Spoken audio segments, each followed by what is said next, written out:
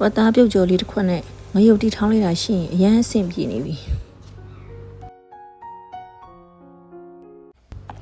စားချုံမုတ်ကြာညို့နဲ့နေပြီးတော့မှ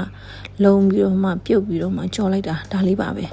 ဝတ်သားပြုတ်ကြော်စားရင်လေစုံသွားတဲ့အဖေကိုရမ်းသတိရတယ်ဒီချက်နေရလေကျမညီမချက်ကျွေးလုံးလုံးတက်လာတာ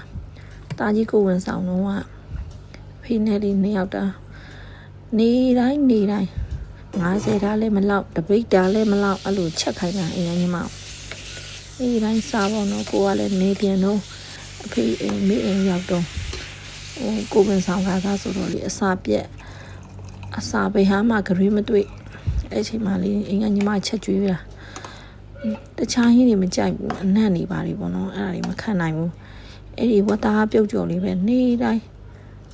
နီးပါပဲတလားလောက်မှာ28လောက်ကဝတ်သားပြုတ်ကြော်ပါတယ်အခုတော့ကိုယ်တိုင်ချက်စားရင်အဖေကလည်းတတိယပေါ့အဲ့ဒီမှာဝတ်သားပြုတ်နေတော့မန္တလေးကြာစကြော်နဲ့ငါးရီကိုကြော်နဲ့စားရင်းနဲ့စောင့်ပေါ့နော်ရေဒီခမ်းမလို့ဆိုတဲ့ခါကျတော့ပြုတ်တာတူတော့အဲ့ဒီပြုတ်တဲ့ဦးနဲ့ကြော်လို့မရအောင်ဘာလို့လဲဆိုအိုးရန်ကတ်ထားလေအဲ့မှာနောက်တစ်စီတူနဲ့ထပ်ကြော်စီဆိုတာလေအရန်ပေါက်တာဘာလို့လဲဆိုတော့အစီအခောက်ပါလို့အဲ့ဒီကြော်မဲ့အသားမှလေလက်ပြော့တာပေါ့အဲ့ဒါကိုပဲတုံးအဲ့ဒါပဲကောင်းတော့အခုဒီတစ်ခေါက်ကြော်တာလေဂုတ်တာကိုကြော်တာမကောင်းမာတယ်